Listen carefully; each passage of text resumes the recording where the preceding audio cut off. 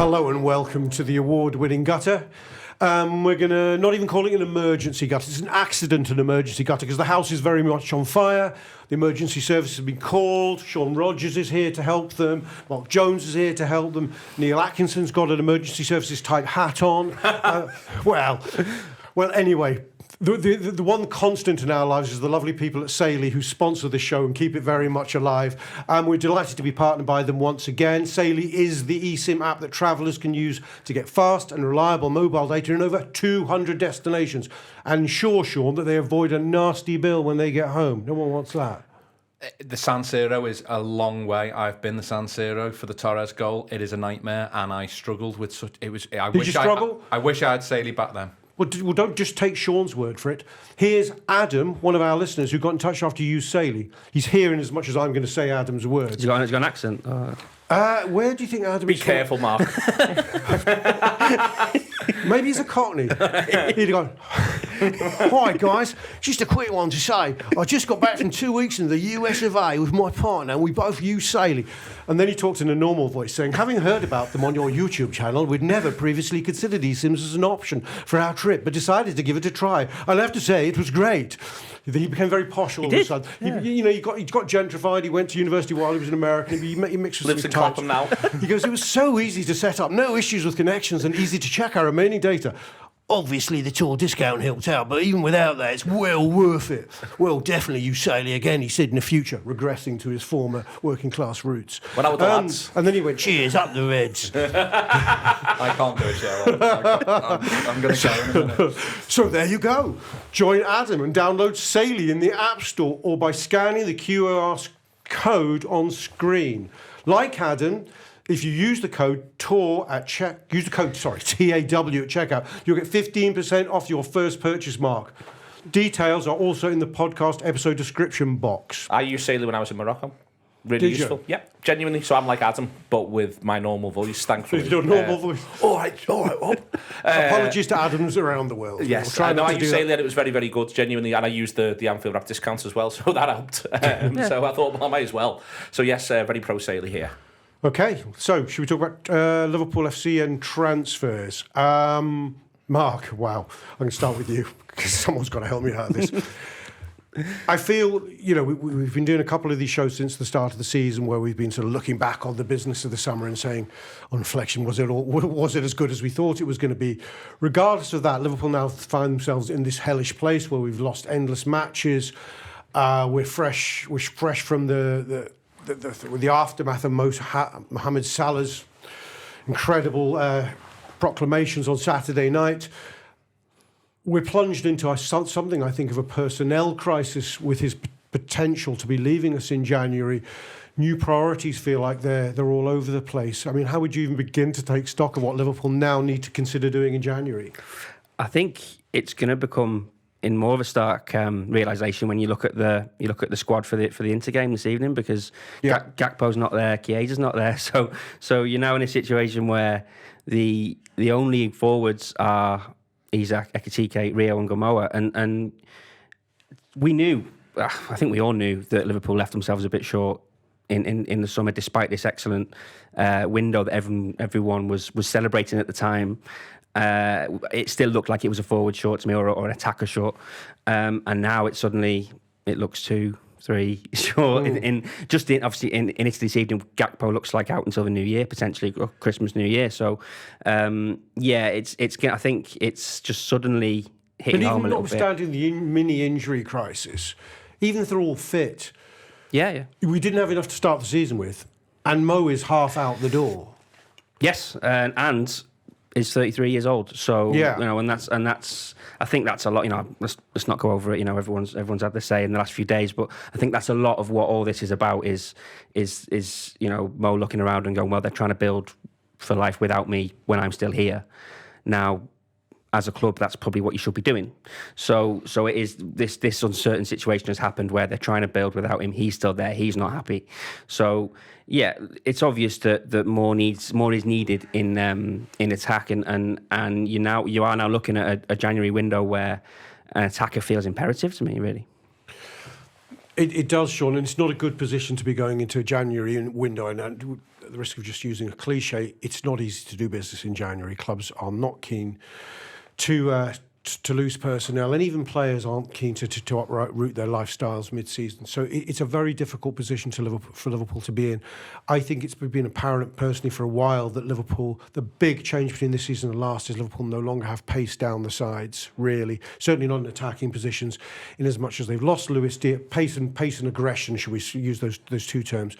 They lost Luis Diaz, they lost Darwin Núñez's pace, and Mo Salah's dip in form, which probably started around February and was gradual last season, has continued into this season. So we have got a lesser version of him this season than we enjoyed last season. We feel like we've got a lesser version of Cody Gakpo. Let's not even get into what we're getting in the middle of the pitch in terms of Ekitike, Isak and Wirtz. It feels like we don't have what we expected to come into this season with in terms of threat down the sides of the pitch. Yes. In my opinion, anyway. Yeah, spot on. As much as I would like Arne Slot to get the season as long as things don't become untenable. But I think if FSG and even Michael Edwards, despite his relationships, if they're conducting a review of Arne Slot, then Richard Hughes for me has to have just as big a review, because you want someone to build a house for you, give them the tools. And what did Richard Hughes do wrong specifically, in your opinion? I think there's a big challenge as a sporting director in terms. I mean, there's loads, but one specific one is that you may want to build the squad in a way that you and the suits want to build it in, but then you've got a head coach and you've got no idea, best will in the world, you want them to see the contract out, but you've got no idea how long they're going to be there for. However, you know that last season that you see a couple of things in Arne Slot that he liked to very much say to players, this is your position and that's it. Whereas under Jurgen, he might be a bit more likely to say, use Darwin Núñez as an example, don't mind using on the left wing, don't mind using as a 9. Arne Slot's like, you're my 9. Diogo Jota's my 9. Cody Gakpo's my left winger. At the start of the season, Luis Diaz is my left winger. He's the one he showed flexibility with. Yeah, I think he ends up showing a bit more flexibility than I think he necessarily sort of started with. And he references a few times 2 players for every position.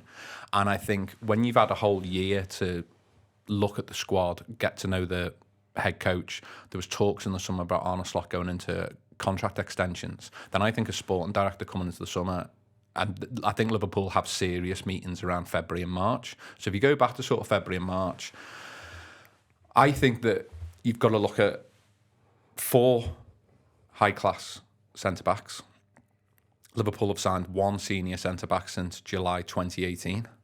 Which was Ibu Konate. They've signed Leone, relied a bit on the academy. They had planned to sign Guéhi till the last second of the transfer window. Yeah, the mistake was not finishing that. Bottom line is not good enough to, when you're sporting director of Liverpool, try is not good enough. You've got to deliver. And I think then when you look at the references to speed down the channels, it's not just the speed down the channels, is it? In that you've lost pace in the side, like you've referenced.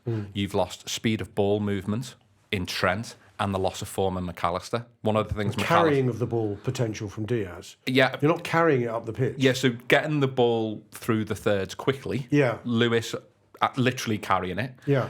Trent's rapid movement of the ball. And then also McAllister at his best is a tempo setter. Next 5-10 minutes, slow things down.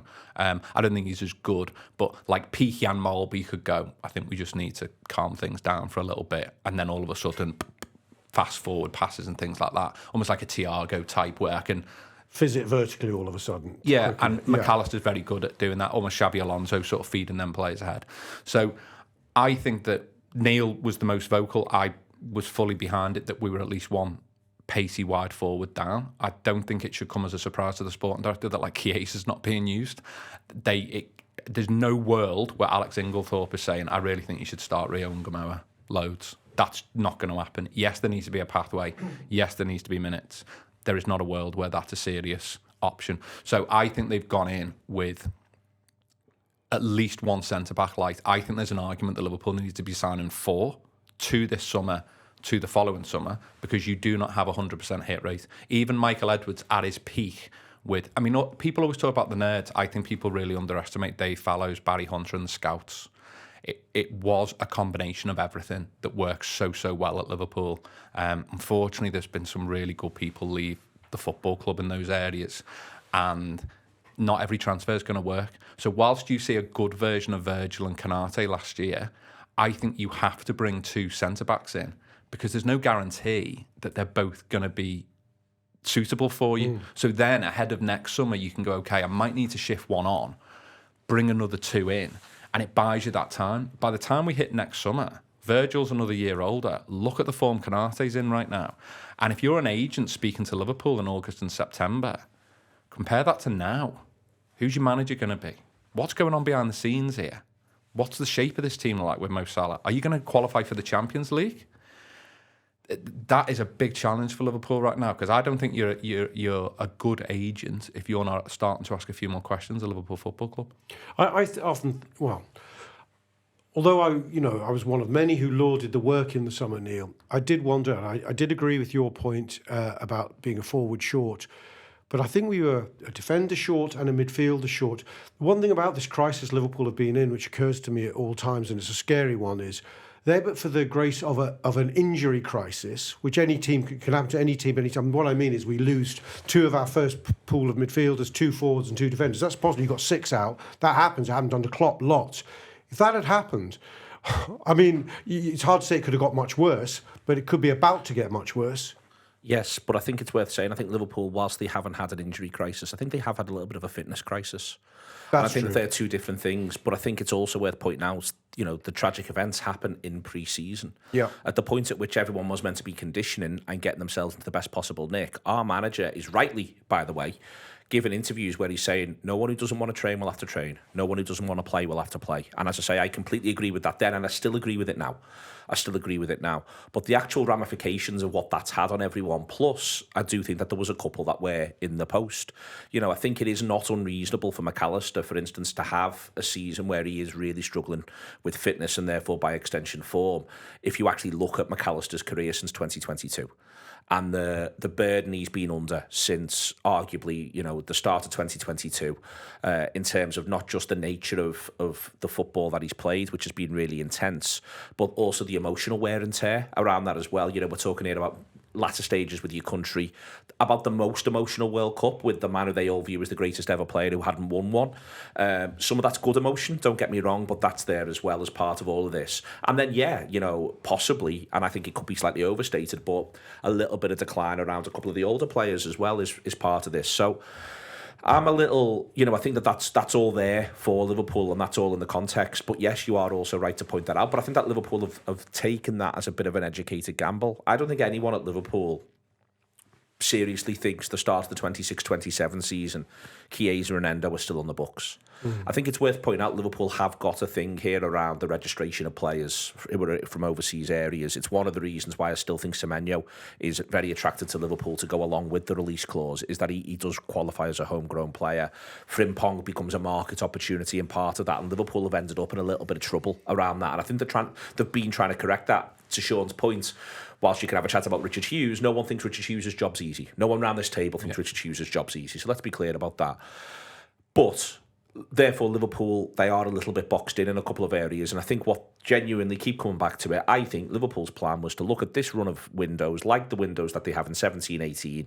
It's worth remembering the window of 16. Jurgen Klopp is unspeakably ruthless. A lot of people said Jurgen Klopp wasn't a ruthless manager. Liverpool move on about 12 to 15 players who've played at least a few games of first-team football in that window.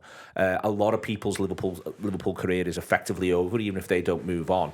And then he moves forward. And then fewer players leave from 17 into 18, and players continue to get added for fairly huge sums of money, comparatively speaking.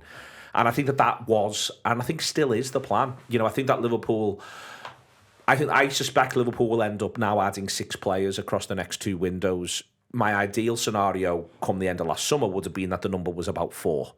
But I think that now Liverpool, it's likely to be closer to something like 6. I do wonder the extent to which, where they are with the right back question.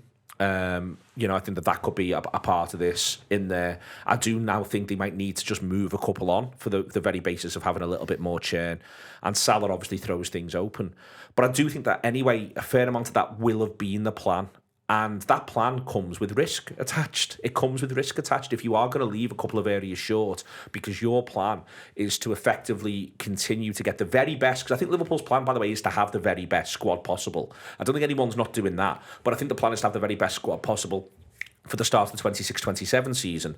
And there was a bit of a, and this is why when Sean says if the manager's coming under review, Richard Hughes possibly should come under review as well, off the basis of the fact that if we are taking a collective gamble, that we will choose to be a little bit short because our aim is to be the best possible version of Liverpool 26-27.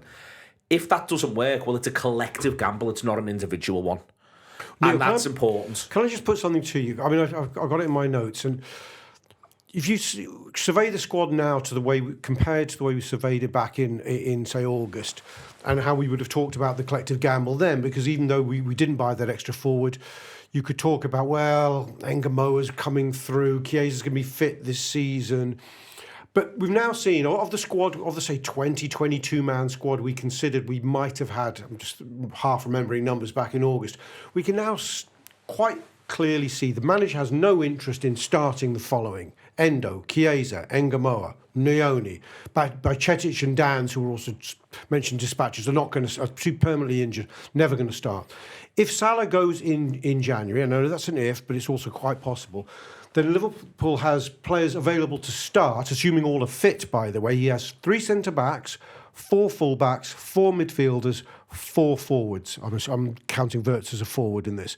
That's 12. That's a mere 15 players, plus players he's got no interest in starting it. So you're removing Salah in that, are you? Yes. Yes. Okay. It's hypothetical. I know I haven't bought. I'm using it as a base plate to think how many we need to sign, by the way. But 50. We used to talk about you need 15 worldies to compete for the league, and then you maybe had 4 others you'd start, 5 others for rotation. We're talking about 15 players, and then effectively reserve team players. It feels suddenly a paucity of options, really. Good players in that 15, by the way, but just not. I suppose I think in a certain sense. Well, this is about what I said before about thinking that they're going to do 6 in the next 2 windows. If we allow 2 more, it's very logical. If we allow 2 more to go out of your 15 and then add 6, we get to 19, and I think 19 is the magic number. 19 plus 1, by the way, depending on how you see either Wirtz or Szoboszlai. For me, what you want is 8 defenders, 5 midfielders, 5 forwards, and Wirtz or Szoboszlai, and you count the other one of Wirtz or Szoboszlai either as in that 5 or 5, if you see what I mean. What do you actually think Szoboszlai is? I mean, he's done a job for us this season at right back. He's now done a job for us, theoretically at least, right wing-ish. Yep. And he's played all the midfield positions. Or do you say that we have 5 forwards, 5 midfielders, and Wirtz, who sort of floats between the 2 states? That to me is a little bit more logical, but you sort of get me general points of players popping up elsewhere. And then it becomes whether or not you count Leone in that 8. Yeah. I don't think you now would. I wouldn't count Leone in that 8 because he's now. And I'm not and I'm never counting Engamoa until he's made 10 Premier League starts. Yeah. So, and I'm certainly, and to your point on trust, therefore, and that throws us back into we're not counting Chiesa, we're not counting Endo.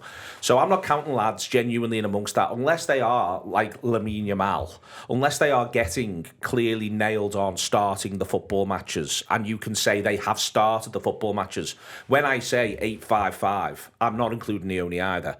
8-5-5 plus Wirtz, let's just do it that way round. So yeah, Liverpool, you're including Wirtz in that, and that then becomes, if in the forward areas, then you are looking at needing to buy 2 forwards. In the midfield area, you are needing to look to buy 1 midfielder. But I don't think Alexis McAllister will be at Liverpool at the start of next season. He's 2 years left on his deal when we hit this summer. So now I'm saying next 2 windows, you need to be picking up another 2 midfielders and going from there. And then in the defensive area, there is a question, obviously, with Konate in terms of both his performance now, but also where his contract is. And there is also a question, Andy Robertson's contract's up at the end of the summer. That's a question. There's a question about what the manager genuinely thinks, or whoever the manager is, if you want to go down that route, but what the manager genuinely thinks of his 2 right-back options. That's a question. And this throws back to Sean's centre-back point, because I think we all think I think it's now reasonable to think the manager thinks that Joe Gomez is a good footballer. He just doesn't think he's a fit one. So there, that shows it's quite easy to end up being able to make a really coherent argument. We are looking at 6.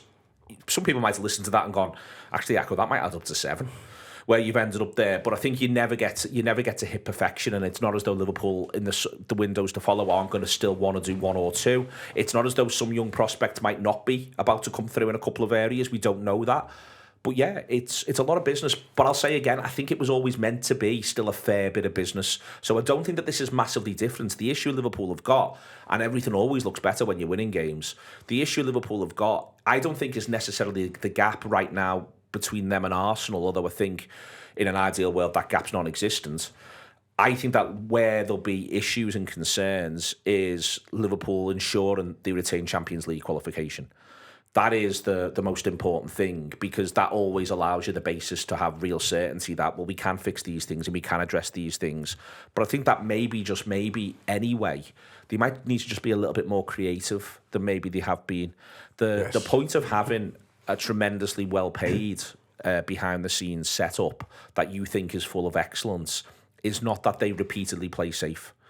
There's got to be one or two where you take a bit of... And they might... Listen, Richard Hughes could be sat here saying, what did you think of the only 70 minutes, lad?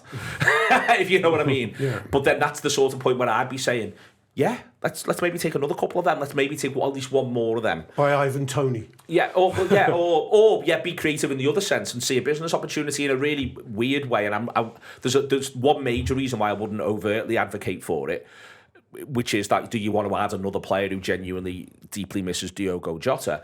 But it is worth pointing out that Ruben Neves is out of contract next summer.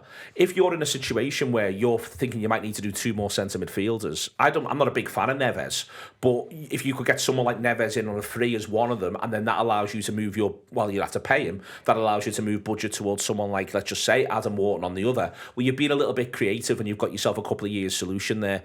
Now, I wouldn't bring Neves in because Jota appeared to be his best mate in the whole of football, and the last thing I think we need is more of that energy around the place. But yes, there's creative in terms of not going for well-known obvious things right the way up the front. There's creative in terms of other players who've been hotly tipped, who've lost their way, which I think is a strong Liverpool trope that there's been down the years. And then there might need to be a little bit of creativity in terms of there's one or two market opportunities of lads who are relatively low on contract, who are of a certain age, but it might not be the worst thing to have an older player right now in that position as an option. My fear, Mark, coming into... I mean, let's deal with the here and now. I agree with Neil's sort of longer view of the numbers game, but the problem is it's now much more pressing. In an ideal world, you could do a lot of this starting in this window. In the summer, Liverpool were the hottest ticket in town in the transfer market. We could talk to agents everywhere, and they'd always go, "Can I sign for Liverpool?" We're almost the opposite now. How much, we know who Liverpool's approximate targets are for January. We'll discuss those boys in detail in a minute. How much harm do you think Liverpool's run of form has done to their prospects of acquiring players in the current coming window? It will have done some, certainly. I think that idea of guaranteed Champions League suddenly looks kind of up in the air a little bit, doesn't it? And whilst I'm sure those within the club will still feel that they can get there, it's a very tight table, isn't it? You win a game and you jump about 5 places, 6 places at the minute. So I'm sure they'll still be thinking that. But I think clubs are talking to players and agents all the time, and so there will be relationships and there will be loose promises made around certain things, and I'm sure the club will be perhaps sweating a little bit where we shook hands on this 2 months ago, and there's no doubt that what's gone on will have affected everything, and again we come back to the Mo Salah interview and everything that's come out of that. It's just not a good look, is it, for anyone? So there'll be no doubt that will be the case. As I say, I think the club will be relying on contacts that they have, obviously, and on little agreements that they've perhaps struck. The windows point there with Neil, which I think we're going to see this recruitment of. We did see it in the summer. You're perhaps about to see how confident they were of making January one of those windows, because it's a bit of a cliche, but we all say January is more difficult, don't we, for various reasons. So were they banking on, yes, they were going to add one or two in January. Now, obviously, in the ideal world, they got Guéhi done in the summer, but that now becomes a January priority. You look at talk about market opportunities. Semenyo feels like that now, doesn't he? With the release clause that we know is in at the start of the month, and other clubs will be interested in him. But you now look and you go, well, Liverpool perhaps need him more than anybody else. So those certain kind of opportunities, I think, are starting to present themselves. And I think Neil's spot on with that point of they do need to be that bit creative when going through those players there. You just think about someone like, when they brought in someone like Joel Matip, those sorts of signings, you might just need a bit of a, just can they just pluck one out of somewhere? James Milner, those sorts of players. You might take James Milner now. those sorts of players that they can, we've said, haven't we, for a while, that there's this bar that you have to pass to play for Liverpool, and that's true. That should be true. Of course it should be. Every so often, though, I think you can perhaps just move that a couple of notches, and it feels like that is one of those moments to me. It is one of those moments. I mean, Marc mentioned Semenyo. Sean, I know you'd had some scepticism about him a while ago, about whether he's the right fit for perhaps temperamental reasons rather than quality reasons. Multifaceted question, this really. What's your thinking now? Do you think he'd be the right player in the right place at the right time for this Liverpool in the midst of its crisis? Do you think Liverpool are appealing to this player at this time in the middle of its crisis?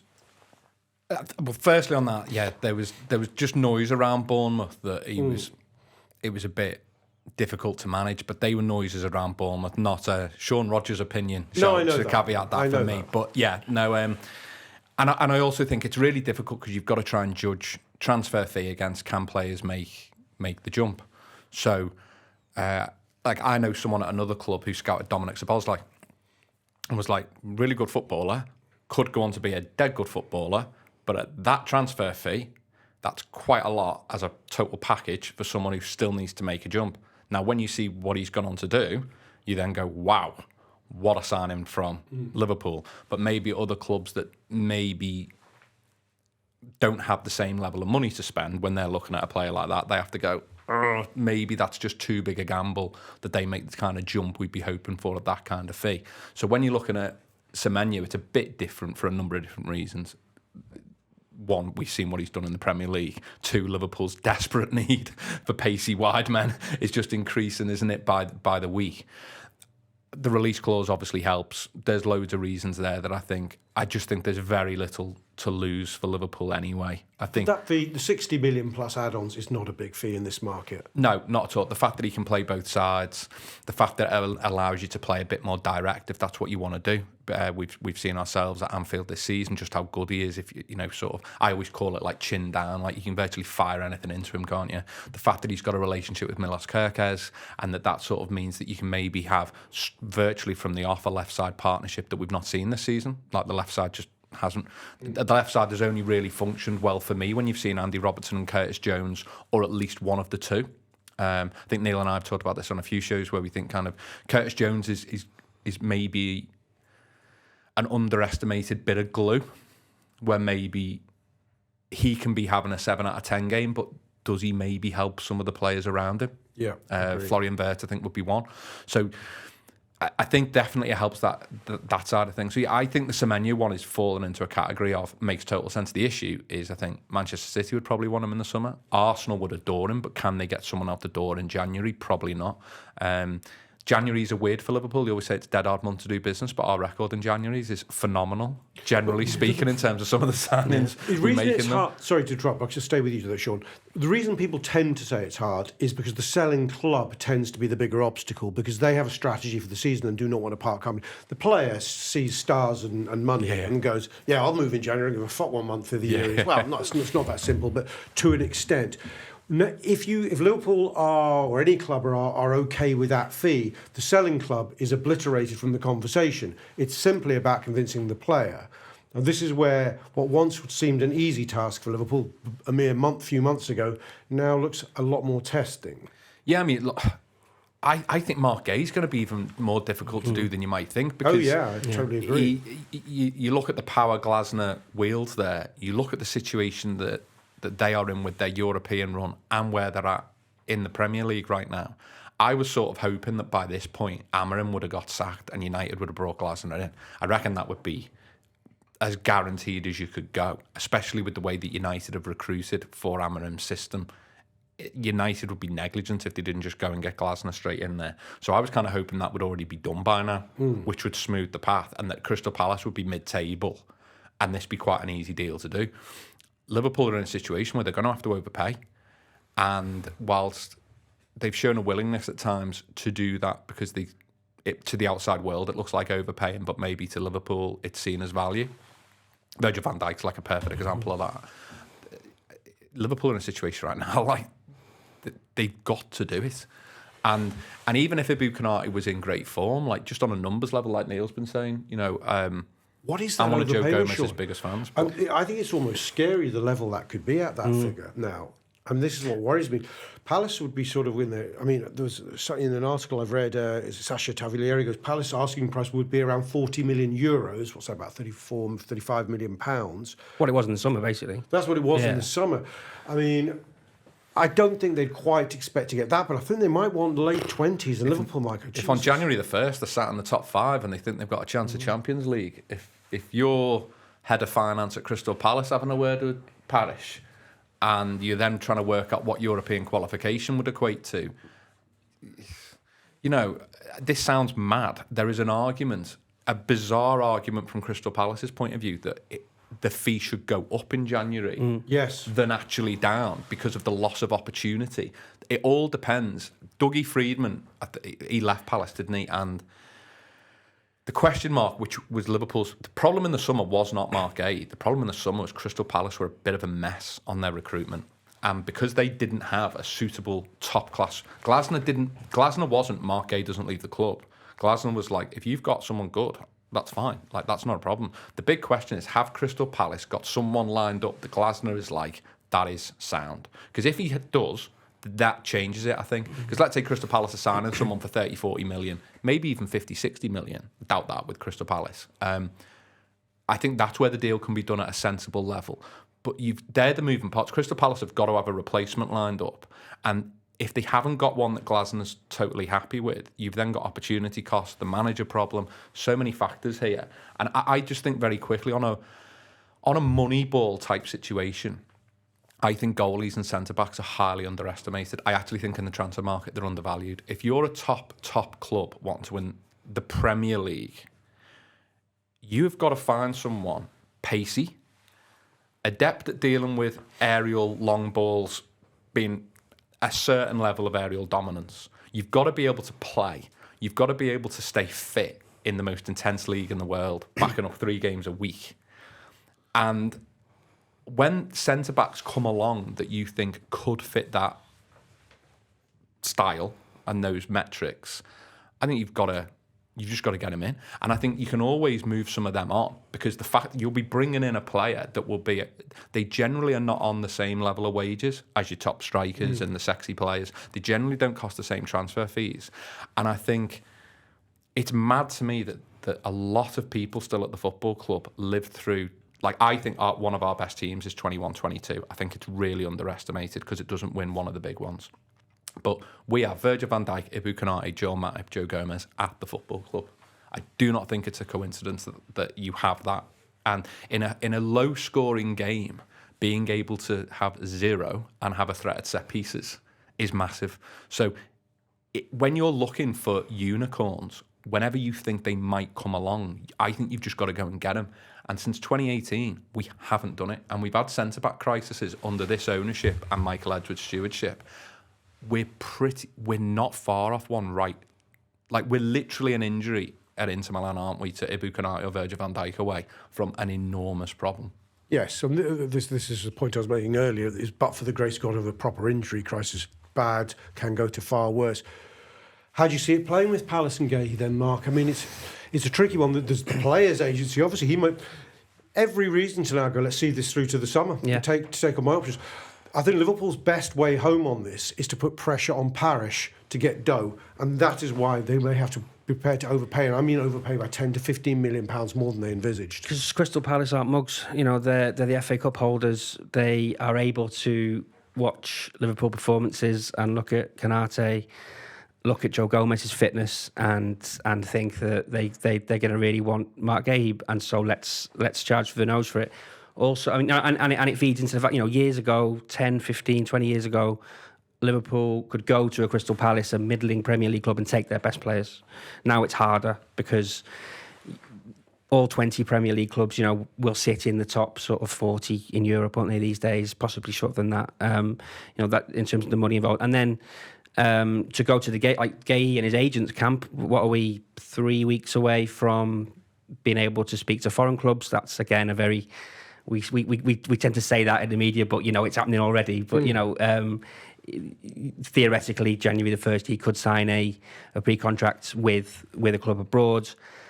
You're not doing your job right if you're Marc Guéhi's agent, where you're not exploring signing on fees and saying, well, the money you could make from Liverpool, we can make it elsewhere with this. So it is a situation that certainly looks a lot trickier now. And it just goes back to the summer, and it was a deal which looked fairly secure for a long time, and it just kind of got away from Liverpool. And I think it is ending up being, isn't it, the great regret of the summer, really, that they didn't get him in. Yeah, it may turn out to be a major mistake. I want to pivot for the final phase of the show to talk about the manager merry-go-round, because it is a live subject as far as Liverpool FC are concerned. I think most right-thinking fans, if I can use that expression, would like Arne Slot to turn this around. But he's living from game to game at the moment, Neil. And Liverpool have to be monitoring the manager market out there. Undoubtedly they are. Intriguingly, this week, reports coming out from Spain, Real Madrid's much vaunted mouthpiece, Marca, saying that Xabi Alonso's days are numbered at Real Madrid. Now, we know for as close to facts as we can get that he was on Liverpool's shortlist. They possibly ruled him out because they couldn't get him. They may have ruled him out because they preferred Arne Slot. But do you think if he became available in the next couple of weeks, that Liverpool would start to think, if things didn't improve, that this was to use an overused expression these days, a market opportunity to get a candidate they've genuinely scouted, researched and rate in to replace a manager at a very timious moment? I think the first question is, does Xabi Alonso want to be in paid employment for the rest of this season if he's no longer in paid employment with Real Madrid? I think it's perfectly valid if you're Alonso in this situation to say, summer please. Not in any rush. Yeah. So I think that's the first thing to point out here, is that Alonso himself has agency and may well seek to use it. Now, what I would say is the converse of that is he's still a young manager. And it doesn't feel, the Real Madrid situation from afar feels a little bit funny. I think we've seen managers come out of Real and Barca and come out bruised and come out as though they could do with a break. I don't think Alonso's not been there that long, and he also has an innate understanding of Real Madrid from when he was a player there. So I'm not saying for a second that if Alonso was to part company with Real Madrid, that he's in some way sort of internally damaged. I think a really important point is that I also just don't think if it happens sooner rather than later, he's externally damaged in the slightest. And if anything, I'd venture he's more attractive to Liverpool, the other side of this. Because what this should surely mean is that Xabi Alonso will not go on to leave Liverpool for Real Madrid. Whereas if you imagine getting Xabi Alonso in at the moment Liverpool get Arne Slot in, every single time we play Real Madrid, there's chat about might be the next Real Madrid manager. Every single time we run down these lanes, it comes back up. And in the back of Alonso's mind, it may well be something that he wants to do professionally. How long does Alonso think he's going to be a manager for? Is he really one of these fellas who thinks he'll still be doing this when he's 60? Or is he one of these fellas who thinks, you know what, I'm going to have a big 15 years here and I've got a career plan? And if so, that could also make him attractive to Liverpool. But Liverpool have got a current manager who I think they will be determined to back in all circumstances.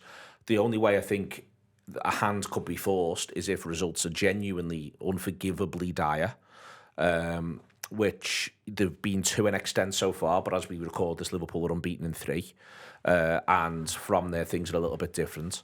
Do I think Slot will be the Liverpool manager at the start of next season? I think there's tons of moving parts on that. And that to me is almost the bigger part and the bigger question here. And I don't think that has anything to do with Mo Salah. Whether or not Arne Slot is Liverpool manager at the start of next season, I don't think it has anything at all to do with Mo Salah. I think it has a lot to do with genuinely his performance and the team's performance between now and the end of the season. And then I think it has to do with what alternatives are available. And if one of them is Xabi Alonso, the other thing that Alonso has done when he's gone to Madrid is reasonably successfully, but not brilliantly, played a back four. So this idea that he only wants to coach one way, I think has sort of been removed. It might be that he prefers that way, but we don't know that at this point, and I'm sure that's something that Liverpool would want to get to the bottom of.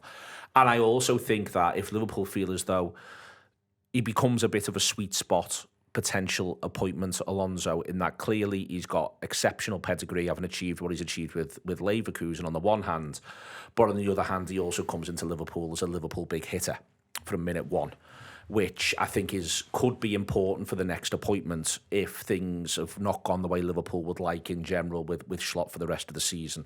I think someone coming in with immediate heft, given that's where I think the Salah thing maybe does play a little bit of a part. Someone coming in with immediate heft, with the full knowledge of every single one of those people in this ground backs you. It backs that fella entirely from minute one. The squad would respect the pedigree but also the pedigree of, well, a couple of them have worked with him before. Yeah. But they'd also, I think, respect obviously what his achievements as a manager, but they would also have to respect his achievements as a player. So I think you all of that is a bit of a sweet spot. So I think, that for me is the key thing with Alonso. A lot of it is down to what Alonso wants. If Alonso, for instance, was to lose his job with Real Madrid, ring Liverpool up and say it's tomorrow or never, then I think there'd be a lot of pressure on Liverpool to make a call one way or the other. Vice versa as well, by the way. I think no, and I also just don't think that's Liverpool's style. You go back to how long did Liverpool wait for Klopp? We know it's crystal clear now. If Klopp had been available on the 1st of June in 2015, he would have been Liverpool manager on the 1st of June in 2015. I don't think Liverpool will throw their weight. If Alonso comes out of Madrid and says to Liverpool, I'm taking a hiatus until the end of the season, but let's keep talking, then I think that Liverpool would respect that and would move forward accordingly. Now, that doesn't necessarily mean that that Arne Slot still keeps his job. If results are going a certain way, they've always got Gary O'Neill's number on speed dial. He's always available, Gary O'Neill. And that they might need someone who sort of gets them in until the end of the campaign. They could still come to that conclusion. As it is, I think what's best for everyone is, ultimately Arne Slot pulls things around with Liverpool, at least to an extent. Liverpool qualify back for the Champions League, and if that does mean there can still be the same meetings, there can still be the same conversations, you can still make the big call, not least because to the external world, Arne Slot isn't damaged goods. If Arne Slot gets Liverpool back into the Champions League this season with everything that's gone on, and I mean everything that's gone on, his 2 years at Liverpool to the outside world will look like this man came in, succeeded the impossible in Jurgen Klopp, won the trophy that club wanted more than anything else, and then guided that football club through an immensely difficult period where it was then felt at the end it was best for all parties to have a bit of a clean break. Arne Slot would have his pick of European jobs from the 1st of June if he gets Liverpool back into the Champions League. His pick of any job he wants. And in fact, in a number of ways, certainly if you were looking to do a short-termish thing at Inter Milan, the loop of short-termish things at Real Madrid, Barcelona, Hansi Flick's meant to be out of contract at the end of this season. If you were to look at that one, he'd be appealing there. Someone's got to succeed Luis Enrique, he'd be appealing there. Company could well succeed Guardiola, which means that the Bayern Munich job's available. Arne Slot would be appealing there. So it's worth saying there is a moment at the end of the season where if we all do what we hope Liverpool do, I mean, the ideal is Champions League winner, but if we all do what we hope Liverpool do within reason, there's a moment where everyone can shake hands and no one is bruised or battered by it, and then simultaneously the same thing also applies for Alonso in the opposite direction. I do think, much as I think at any right, again, I use this silly expression, right thinking Liverpool fan would want is for Arne Slot and Liverpool to win the next 10 games, the manager's status to be rehabilitated, and we go from there. I think we all want that. But from a few games ago, the natives, and I include myself in this, have been restless at the sheer epic number of defeats.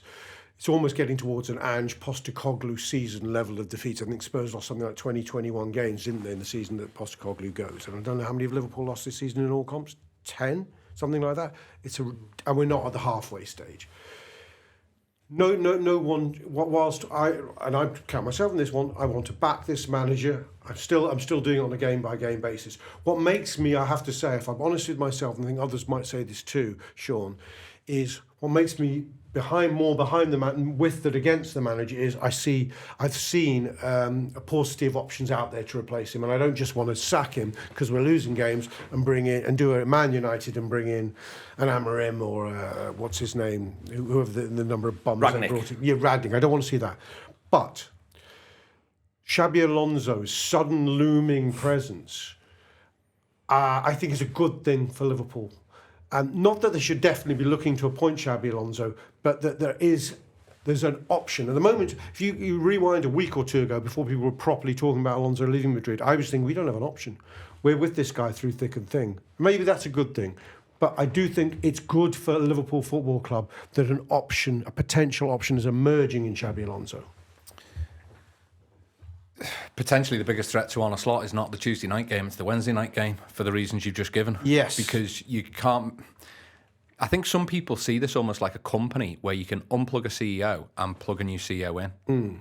That isn't what this is likely to be. There is a lot of staff in there loyal to him that belong to him in multiple departments. So you're talking about, if you want to even consider getting rid of him, you are getting the Liverpool lawyers in. There are a lot of staff here that you might go, I'll have a compromise agreement, please. I'm off. I'm not sticking about. But it's always that with manager changes. Yeah, but it is, yeah. Generally, though, you do tend to have, I think, maybe more staff that are loyal to the manager, but are club staff in that context. There are staff in there that I think are maybe more on the Arne Slot staff, not Liverpool Football Club staff. And I'm not saying that's not doable at all, but it's people who go, oh, we just plug him out and plug someone in. It's not as easy as that. You have either got to figure out quickly how many people you're going to promote internally, which is primarily going to come from the academy. Which also comes with its own risk. Yeah, which then leaves gaps in the academy, but that's a domino that you might have to deal with. Or you then have to have a beauty parade of people that the manager has never worked with. Never ideal.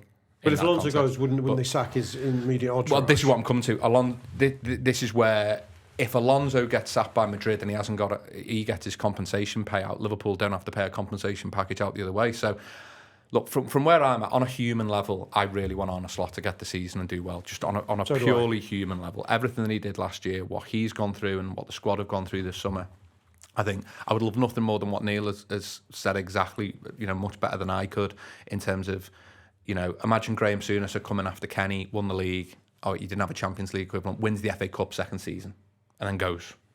Yeah. And heads are burnt out in dressing rooms, and that, what a remarkable achievement. Goes after the heart operation, but the thing with the son never happens, and so on and so forth. And everyone says, no son, heart operation, I've done my time, but out of the door. So I think I would love Arne Slot to stay. I think a bigger issue is what the hell has gone on in February and March in their meetings. I have no idea, because they have recruited as if we are playing a Jurgen Klopp 2-3-5 with two fullbacks going like Trent and Robertson, and we have a manager who prefers to have a back four and sort of build out, and we've bought fullbacks that can't really do that. There's loads of stuff going on there that you would have to be on the internal side to understand how much sympathy you give Arne Slot there. If Arne Slot's been in their meetings and gone, I'm going to use them in these ways, that will make this worse for him, if that makes sense. He has to have been in those meetings. He's talked as if he has. It's more which way he could be going.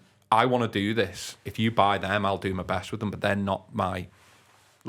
He might have gone, I don't need Frimpong, I need a Pedro Porro type player, and they go, that's not happening, this is a market opportunity. But every you interview need to coach he's it. talked about him and Hughes being touch tight, I wouldn't believe a single interview. This is why the Mo Salah thing comes up, that as a manager, I wouldn't believe a single word that a manager comes out with in a press conference. If Ibu Konate smashes Rio and Gamoa in training and there's a terrible tackle and they have a fight, should any of us be hearing about it? Would any of us want to hear about it? Would we want Ibu Mo Konate? would tell us.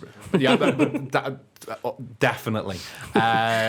So, do you mean Mo Stewart? I mean, Mo Stewart probably would find out. That's exactly right. So, Mo Stewart. Coming back to the Alonso thing, I mean, look, Xavi's family love living on Merseyside. I think the other thing for that dressing room is that I think, look, it only happens if Arne Slot's position becomes untenable. The next manager needs a huge range of skills, but one of them is enthusiasm. Because, my God, that place would really need energy on a daily basis and that enthusiasm. They have had such a tough time. I wouldn't underestimate that bit of magic of the literally daily enthusiasm and energy. And on the training pitch, he is Mr. Energy, he is hands-on. Now, I think if I was Alonso's agent, I'd be buzzing Richard Hughes more than Richard Hughes would be buzzing Alonso. I think Liverpool are well behind Arne Slot, rightly, and want him to turn this round. But if you look at Alonso's situation, he wants to win the league, win the Champions League, and he wants them to be a professional outfit. I'd spoken to Neil a while ago about this, even when Madrid were doing well, that there were noises everywhere that he was extremely unhappy at that football club. And I mean Alonso being unhappy. That the tail is wagging the dog. Players are going to Perez. They don't want to be in team meetings. They don't want to train. They don't want to watch the videos. And Ancelotti's model was, we cruise the first part of the season. You want to go to Ibiza for 3 days, go to Ibiza. Come January, mid-season break, we put our foot on the gas and we mean business. And Alonso's come in and gone, this is like Pep Guardiola levels of intensity. And that dressing room has gone, get lost. It's the equivalent of Souness coming and going, fish and chips and a pint on the way home's out, we're all on pasta. And the Liverpool players are going, are you having a laugh? There's, straight from the off, there's a level of friction there where I agree with Neil that if City were to do Madrid Wednesday and Alonso leaves, and you pick up the phone to Xavi and go, why didn't it work out? And you go, I was too professional. Yeah. Right. I'm really sorry. A dressing room of egos were a nightmare and the president didn't back me and all the suits didn't back me. What do you want me to do? It doesn't reflect badly on him. In a weird way for Alonso, the longer he stays there, if Perez does not back him, Alonso's reputation starts to suffer here, I think. And I think that's Slot's biggest problem, I do not think, is Richard Hughes. I think Slot's biggest problem is if Alonso leaves Madrid, because Liverpool have an opportunity there that, if you think about it, the managing of Frimpong, the managing of Wirtz, what Neil said, the flexibility in his coaching, how he would literally just settle in Merseyside. The enthusiasm that he would bring. He wants to manage us in Bayern Munich. If you're Alonso, he gets Virgil van Dijk, he gets another year potentially of Alisson.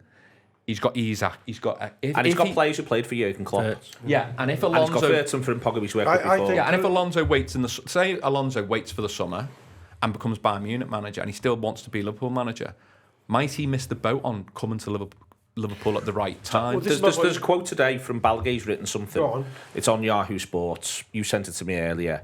And it is, he knew things would be complicated. Ancelotti had already warned him privately and publicly that certain ideas were prepared during the week but never applied on the pitch. Ancelotti went further in conversations with those close to him.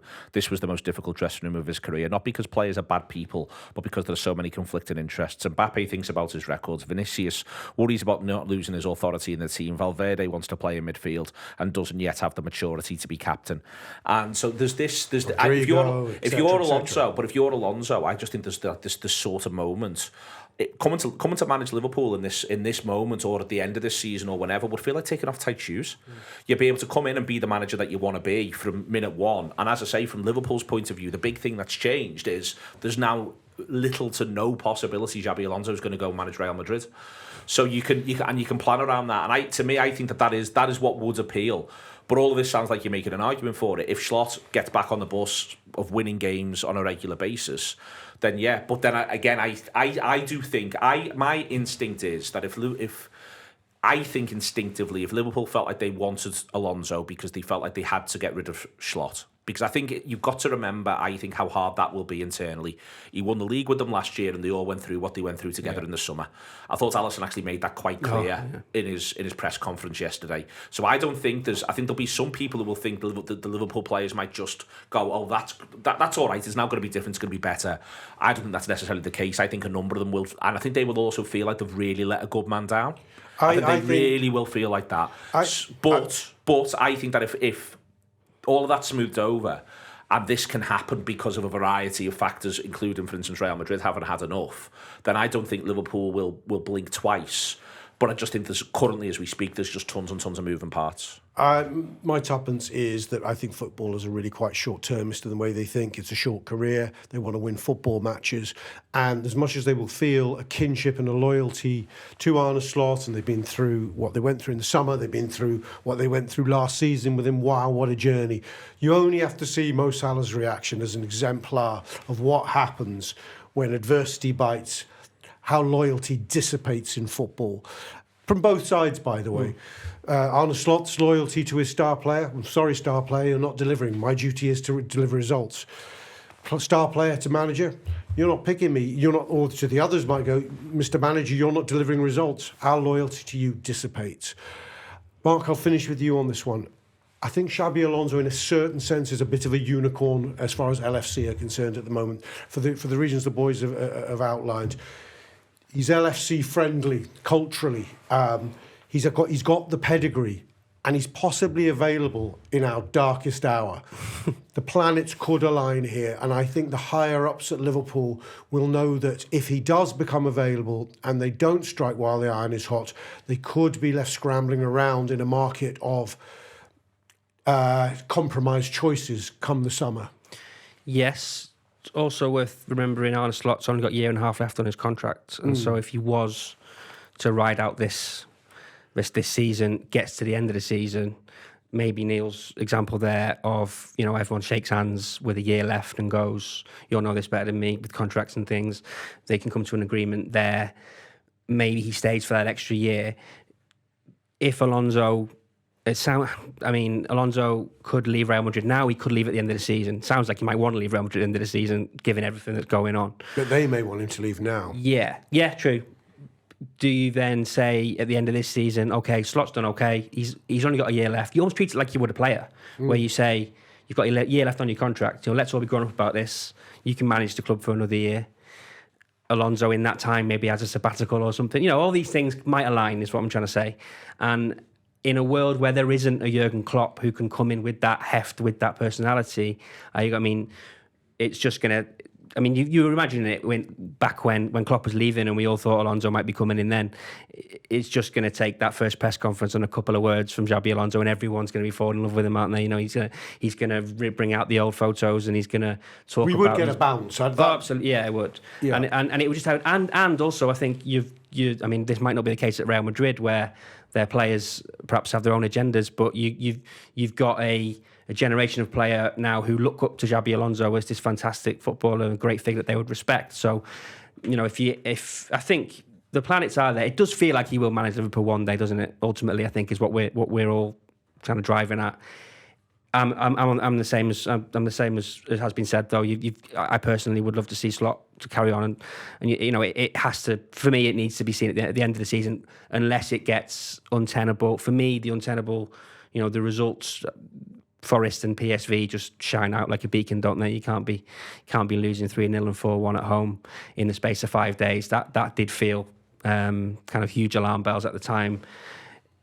And all their other defeats. Yes, and all the other draws ones against Mickey Mouse teams. Yeah, but it's there's no hiding. That's what I'm saying. From the fact this is a if it gets disaster. back to that, if it gets back to that level of what Mickey Mouse team have we drawn with? Only drawn 2 fucking games. At that point, we don't think we hadn't drawn any games. The champions should not be drawing at home with even an effervescent Sunderland or drawing away. Those ones have happened since. I thought you meant at the time when the PSV games when the alarm bells were ringing. There were no draws. Liverpool have had, let's put it this way, really results we walked out of grounds, whether you call them the 2 draws or the defeats, results we've walked out of grounds with our heads in our hands. Bereft, now total. I've lost count of them. Yeah. There's probably 15 games this season, and 15 out of the last 19 they've been, I think, roughly speaking, where I've walked out of grounds or turned off TV sets feeling better. And I've not felt that way as a Liverpool fan since before I was born. So there we go. They've got to look like coming at least 5th in January, because remember, you've got the January window for one, which we've discussed on the show, but come latest February, March. There's a beauty parade right now for Adam Wharton, and I think the target would have been Sal McAllister, maybe to a Madrid, and you bring Wharton in, and Michael Elise stands out like a sore thumb. No universe is Wharton coming here or Elise coming here or is Madrid by McAllister, unfortunately. But those conversations, it's too late to have them in July, isn't it? Like, them conversations are probably going on last year, this year. Now. Yeah, I don't think anything's gone either way on that. I think that the idea of coming and if Liverpool are sort of Champions League adjacent, which we are right now, this is the mad thing. We're 3 points off 4th right now. Yes, we are. Doesn't take a lot. So it doesn't take no. So, but I think that the idea of Liverpool have talked themselves out of X or Y. If you haven't got those conversations with those sorts of players, will have been going on for 2 years. And if in January we're 10th and miles off, that's where you get an untenable, because it's not just this season to write off. What I mean is you're going key players we've worked so hard on. We may not be able to. Okay, this can't go on forever. Liverpool, the bottom line is Liverpool need to start winning some football matches real soon. I think we'll give them a pass on Inter Milan. We'll take a point. I think we'll all agree with that. But after then, Reds, some wins soon, and then we might get some new exciting players. Thank you, Sean. Thank you, Neil. Thank you, Marc. Well, I hope you've enjoyed this therapy session.